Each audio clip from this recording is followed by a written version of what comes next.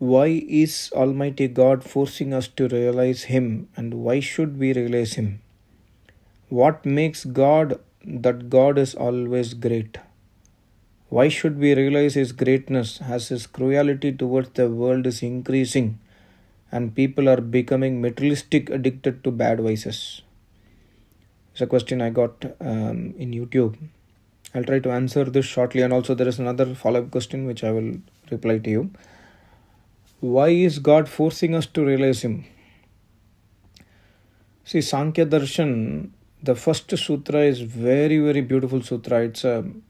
I would say it's a sutra for the entire world, entire humanity. Sankhya Darshan Rishi says, Ata Trividi Dukkaha Atyant Nivriti Atyant Purushartha. Purushartha means Purush means Chetan Jivatma. Artha means the final goal. Kapil Muni says the final goal of each and every one of us in this world is only one thing: to escape dukkha. We do not want any dukkha in your life. Any human being, if you watch, or any prani, if we watch, they always escape dukkha. They always want to have sukh.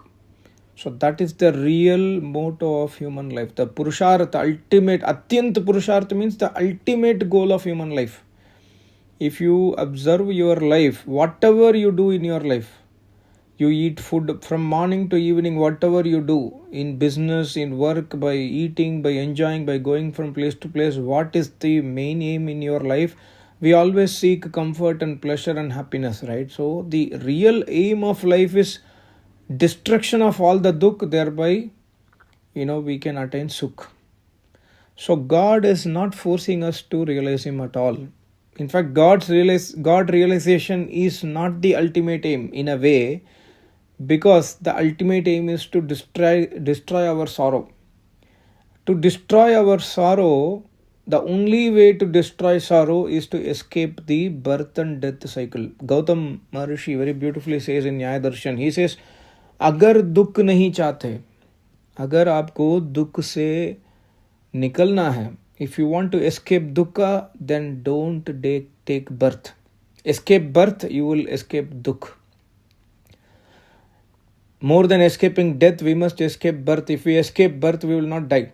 So when we don't take birth, we will not have dukkha.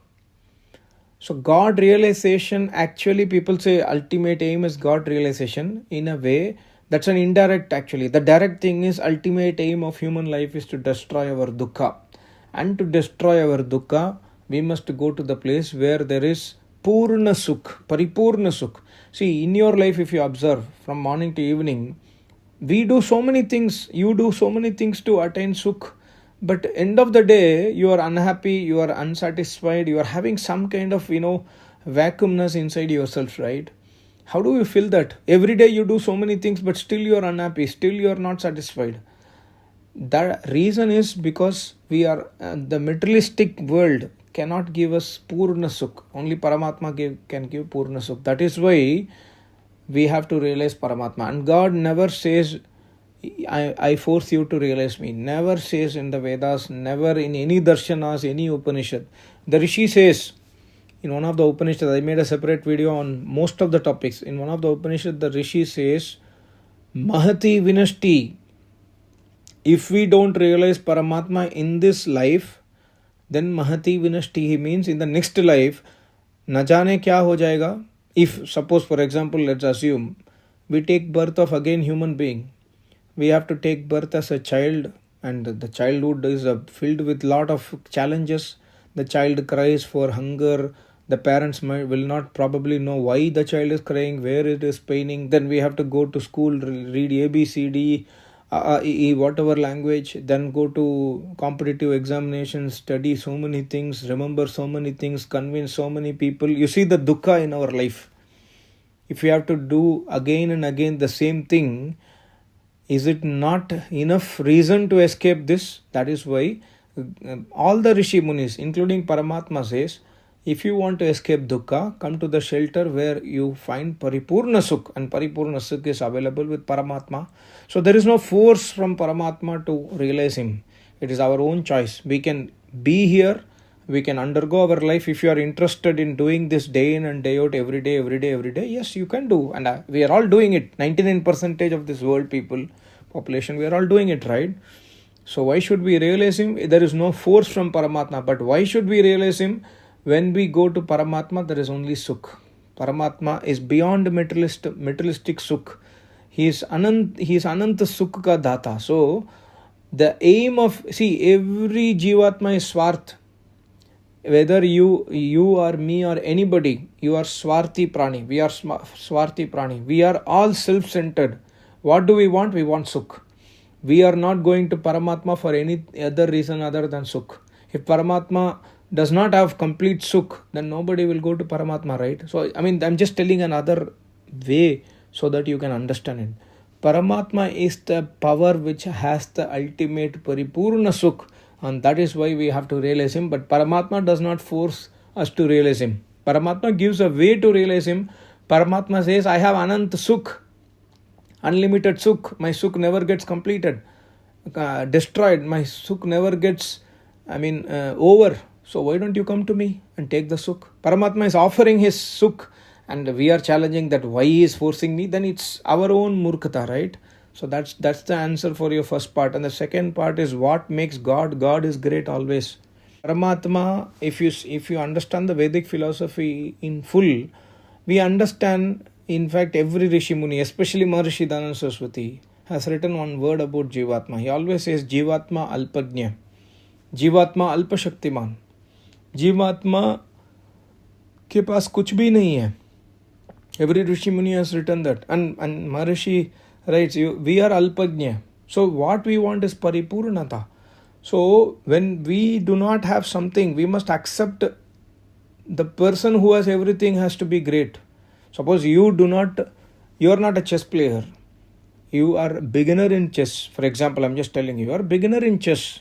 You have won some few games with your neighbor, and you are playing with world class chess player. You must accept him great, and even if you don't accept him great, that does not mean he is not great. He is great for sure. When you are compared, he is obviously great. So when every one of the Jivatma in this world is compared, Paramatma is greatest. Patanjali Muni says, Klesha Karma Vipaka Ashaya Aparamrishtah Purusha Vishesha Ishwara. Purusha means Chetan. Vishesh Purush. Paramatma is Chetan Tattva and he is Vishesh Chetan. He is a unique. He is extremely unique. And he is extremely great. So the reason why God is great, because Tatra Niratishayam Sarvajna Bijam. Paramatma is Sarvajna Bijam. Sarvajnata ke karan se. He knows everything. He is present everywhere.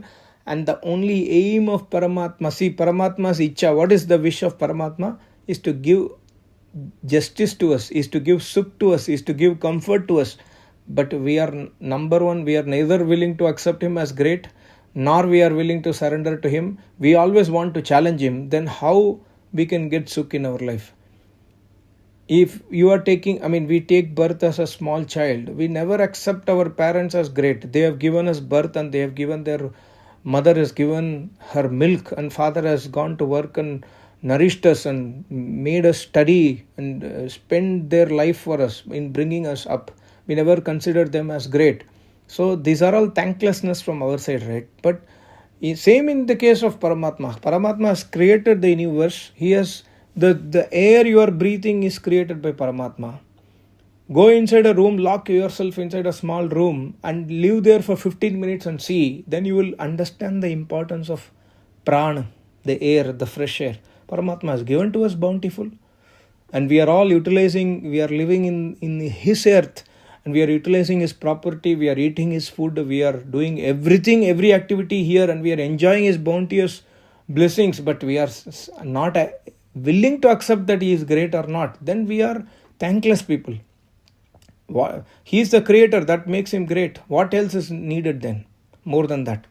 I don't know if I can convince you, but these are some of the arguments. I will request you to study the Light of Truth book very, very carefully. From first chapter to 10th chapter, try to read that book again and again.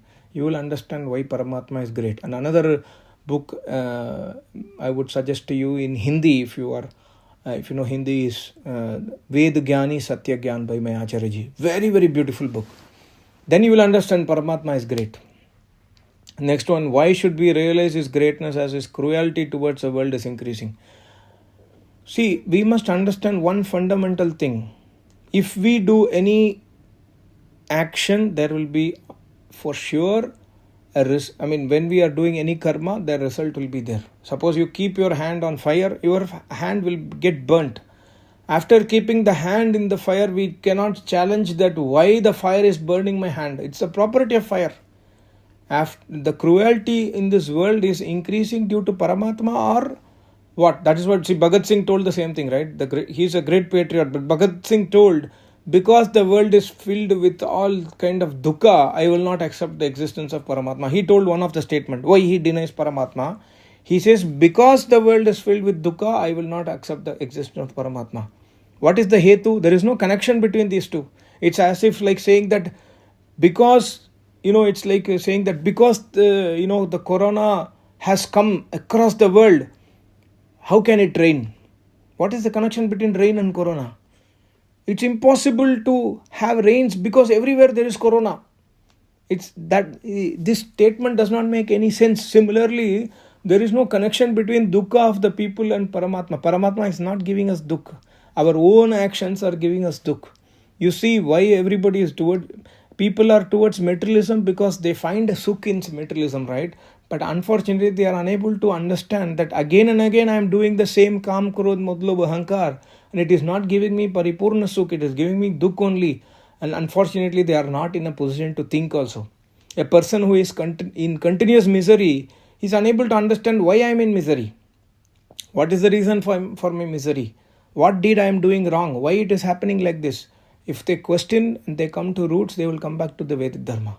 This is all nothing is my knowledge. I'm just speaking to you from the knowledge I've gained from my Acharya. You may think that, why you are giving so much, like you have asked another question, why you are bothered about too much Vedas, etc. You focus on your meditation. This is your viewpoint. For me, my personal experience is you cannot do meditation. You cannot understand Paramatma. Meditation means dhyan. Dhyan means understanding and focusing on qualities of Paramatma. And making ourselves surrender in Paramatma is dhyan. So unless and otherwise we understand who is Paramatma, we can never do meditation. So for me, why I go behind Vedas is to understand Paramatma. The more you know about Paramatma, the more you can do meditation well. For example, understanding each and every quality of Paramatma. Klesh rahit hai Paramatma. परमात्मा में अविद्या नहीं है, अस्मिता नहीं है, राग नहीं है, द्वेष नहीं है, अभिनिवेश नहीं है. जीवात्मा है में सब कुछ है. We are having avidya, asmita, rag, dvesh, abhinivesh, kleshas. We have all types of kam, krodh, modh, lobh, ahankar. We have all types of shortcomings. We are alpa buddhi wala, we are alpa jnani, we are ekdeshi. Paramatma is sarvavyapi. When we compare ourselves with Paramatma, it helps us to focus on Paramatma more in meditation. So the more we understand Paramatma through Vedas, the more we can meditate Paramatma. So that is the reason I am always, like you have asked, right, why are you too much bothered about Vedas and Vedic life? I am bothered because I am interested. But as I told in many videos, I have been telling in so many videos, I do not make videos for any one of you. I make videos for myself. 100% truth. Why? Because when I make videos for myself, I get revision. And I always tell to all of you, I have told in my recent video, couple of days back, if you want to progress, make videos. If you want to progress in your life, make videos or audios. Maybe you are not good in speaking. Maybe your English is not good, or Tamil is not good, or Hindi is not good. It's okay. Don't worry. Then don't publish it. Just speak and revise. When you record something, you will be understanding yourself more. And that is what I have learned in my life. Maybe some other trick would work for you. So I make videos for myself. And I thought that, okay, if I'm making for myself, it's helping me. Maybe somebody else who is hearing my videos. Like, I have 11,000 followers today, 11,500 something. And only 100 people see my video. If you see most of my videos, 50 views, 100 views. So that means majority of them, they are not even bothered. Somebody has subscribed just like that. I don't know why they subscribed. I see, if you see I have not monetized my channel. It's not the business I'm running. I want to record it, I want to publish it.